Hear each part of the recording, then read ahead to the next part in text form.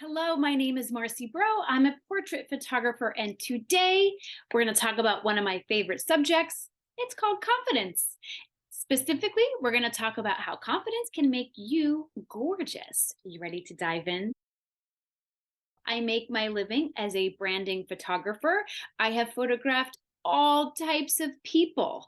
And one thing that I know is common, most people are scared of the camera. But I'm here to help you. A little bit more about me. I work with business people. Specifically, I do branding photography, which means I help people up level their image so they can attract their ideal clients. So in my line of work, a lot of people don't come to me feeling like a model, or they don't feel like they are rocking it in front of the camera. I work with a lot of people that, quite frankly, are a little bit timid and shy in front of the camera. And you know what? Cameras are everywhere these days. They're a little hard to avoid. So, what I want to do is help you feel amazing next time you're in front of the camera, whether that's a photo camera or a video camera.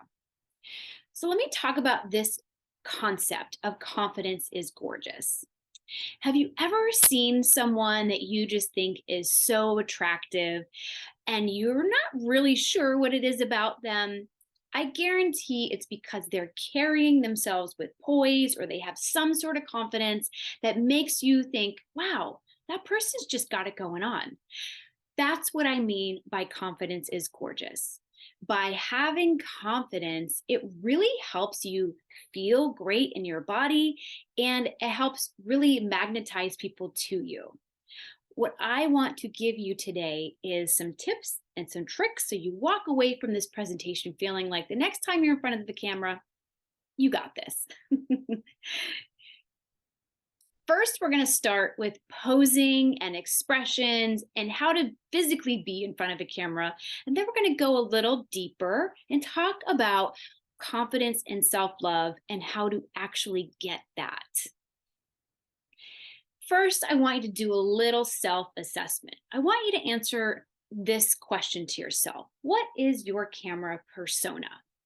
I find that people usually fit into four categories. The top is when you're owning it and you're rocking it, and the bottom is avoiding it. So, what the degrees are here is, if we start with avoiding, these are people that probably have not had a recent photo taken in years, maybe decades. That's, quite frankly, kind of a shame, because if you are avoiding the camera, what are you leaving for your loved ones when you're gone? What are you leaving behind for them to remember you by?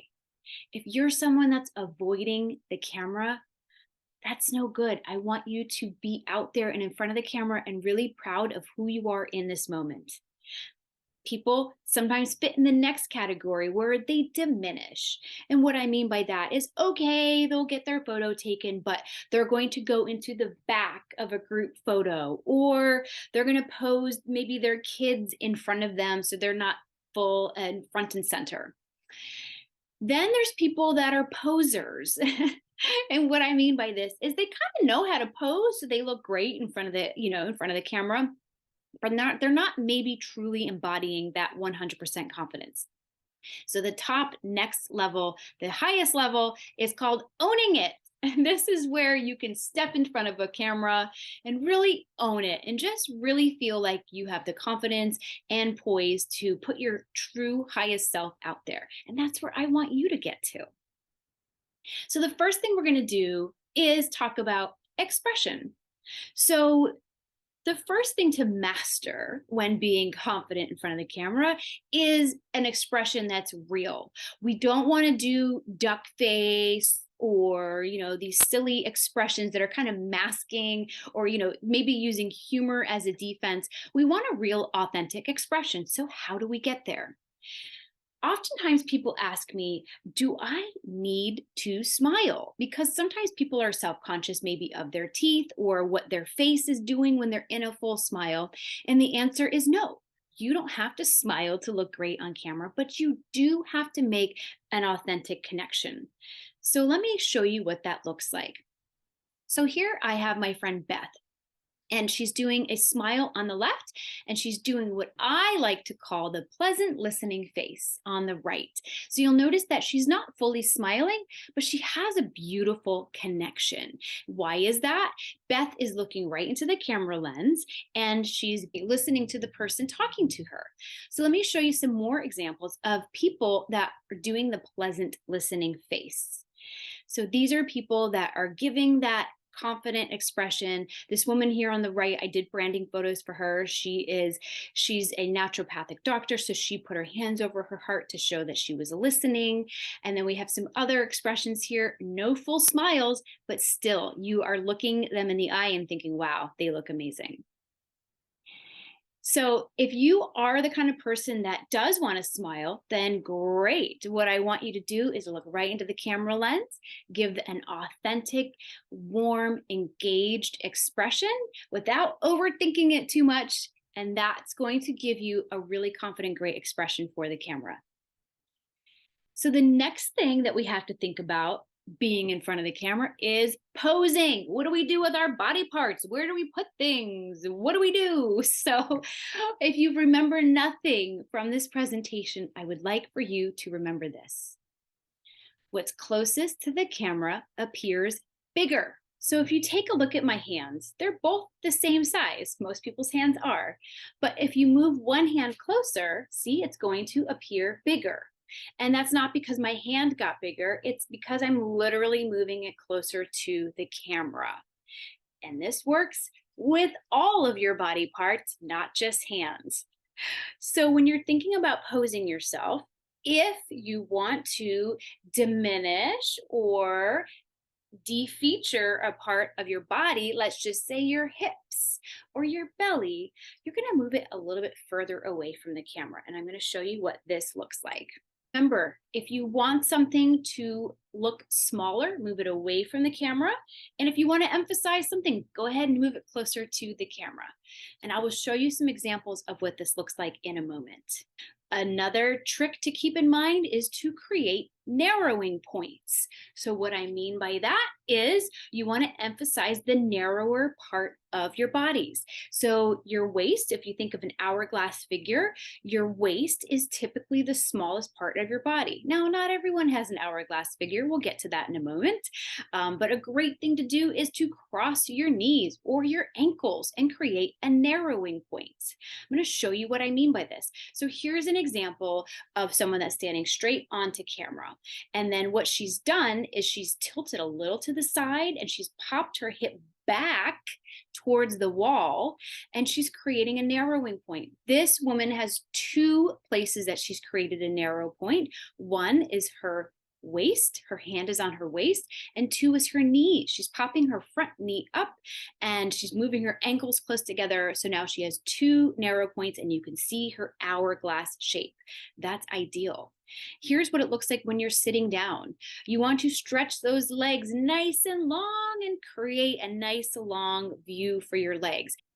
Here's some examples of how my clients have done this in their photos. So the woman on the right in purple, this is Vanessa. She has two narrow points. One is her waist and one is her ankles. And the woman on the left, she's stretching her legs out really long and lean, and she's crossing her legs to create a narrow point so she doesn't look boxy. Let's put this into motion and let me show you what this looks like in a real life situation. So I'm going to show you a video from my photo mentor, Sue Bryce. She is at a workshop where she's teaching other photographers. And what I love about this video is she's showing what I'm talking about using multiple different body types. So take a look. From here, let's go both hands onto the waist. Okay, girls. Now, notice what everybody did. This is what all clients do. They all put their hands on their waist, which is down here. They really put their hands on their hips. Okay, the waist is here. And so this is how we make faux waist. Okay, so go back onto your hips where you were. What I want you to do, girls, is all of you to lift your hands higher and then bring it in. That's it. So from here, see how they've gone from out to here? So go out wide, Kate, and then come up because you've got a really good hourglass dress. Don't let them scrunch their fabric there. That's really important. Okay, and this is called faux waist. And what we do with faux waist is we're distracting the camera hold that from me, Andrea. We distract the camera because when you photograph me here, I'm wider, and when you photograph me here, I'm narrower. Stay where you were. I'm going to just say drop your shoulders and relax them and push your elbows back. And as soon as her elbows go back from her body, she's no longer rolling forward. Now, if you need to further slim them down here, faux waist, take your booty back a couple of inches, push your chin forward and down and engage there. And that is how I do the cover girl shot. And that cover girl. So that was a great example of how to pose regardless of your body type. So just to recap what Sue Bryce was talking about, find that narrow point of your body and emphasize it with your hand or across your knees or ankles to create that narrow point. And then Sue Bryce touched on this just a little bit in the video, but the point is that she wants you to have a nice long spine. If you want to de-emphasize something, move it to the back. You can shift. I always say to the people that I'm working with, put all of your weight on your back hip. They kind of know what I mean when I say that. So put all of your weight on your back hip and then lean forward to the camera. And you'll notice right away that helps reduce any problem areas that you might have. And posing and looking at the camera with an authentic expression, that's half of the equation. What I really want to focus on is that self-love and that confidence and how to find it when you're really struggling. Because if you are human, if you're alive in the world today, you are probably going to have negative self thoughts. This happens. It's normal. I first want to just tell you that it's normal because I think sometimes we beat ourselves up because, oh, I'm having negative thoughts and I can't get out of this loop. Well, guess what? It's normal. And that is part of just living on this earth and having a human experience. But you have control over what you think. And you have control over what goes through your mind and how you put yourself out in the world. So I want to share with you some of my personal practices for self-confidence and self-love. And if you're watching this recording live, I'm going to say at the end how to contact me for some of my personal processes. And if you're watching this on the replay, stick around. I'm going to send you some information on my own personal self-care practices. If we really want to get to that state of nirvana, of being confident and being the most gorgeous person in the room because you're the most confident, here's what I would say.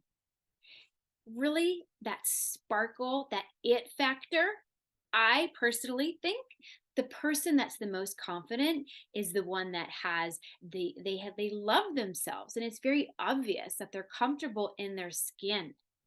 But that's not so easy just to do by snapping our fingers, right? I can't just say to you, hey, be confident. Hey, be comfortable in your skin. It's kind of a practice. For me, it's a daily practice. I don't know about you, but it is. Because we know that often we are our own worst critics, right? You feel me on this, I'm sure. Because if you're like any human on this earth, we bring ourselves down, we doubt ourselves, and we are our own worst critics. So how do we circumvent that? How do we stop those negative patterns? I want to shift the conversation and I want to really dive into how do we improve our self-talk. It's not just what you say about yourself, inner monologue, but it's also what you're saying about yourself to other people. Because how many times, and I'm really speaking to the women here, how many times have you walked into a room or gone to an event and someone gives you a compliment? They might say, oh my gosh, I love your outfit, or I'm loving your hair today. Most of the time, if you really listen, you're going to hear people deflect those compliments. They might say something like, oh gosh, I'm feeling bloated today, or oh, you think you can see my grays coming in, whatever. We have all the things. It's really hard for us to take a compliment. Don't you agree? But the first step to really getting that confidence and that self-love is to earnestly take and receive and accept compliments. It's a gift. Someone is giving you a gift. And what are you doing by saying, ugh, no, I disagree? You're saying, I don't want that gift. I don't see myself the way you see me. And if you really want to embody confidence, I want to encourage you the next time someone gives you a compliment and you feel like you want to deflect it, accept it. Really sit with it and say thank you. That's it. That's all you have to say. Thank you. Because I love this quote by Brene Brown: authenticity, it's the daily practice of letting go of who we think we're supposed to be and embracing who we are. None of us are perfect. All of us are flawed. So if you just get out of your own way and learn how to graciously accept a compliment, it's going to be a long way towards having that self-love. I want you to talk to yourself like someone you love, because you would never talk to a girlfriend or a loved one or a coworker. You would never say, "Oh, you look so fat in those jeans. You must have gained some weight, huh?" Or, "Oh, those bags under your eyes are really showing." No, you would never. So why would you say that to yourself? And don't get me wrong, I'm constantly catching myself doing this as well. Like I said, it's a daily practice. The first thing to note is just recognize when you're doing it and just catching yourself and say, silly me, I'm having negative self talk again. And, as stupid as that might sound, that will help you catch it and nip it in the bud before it becomes a pattern. Because it only takes 17 seconds for a thought to become a pattern. So if you catch yourself before that 17 seconds, you can actually shift and interrupt your thought pattern. And instead of saying something negative, just do the best you can. Reach for the next best thought and don't be so hard on yourself with that inner monologue. Because what you focus on expands. And if you're focusing on the extra weight you're carrying, or how old your skin looks, or how tired your hair is looking, or how chubby you feel, that's going to be all that you see when you look in the mirror. Focus on something positive. Focus on something that makes you feel good about yourself. That's going to be where you expand and blossom into. Wouldn't you rather expand into an evolution rather than expand into something negative?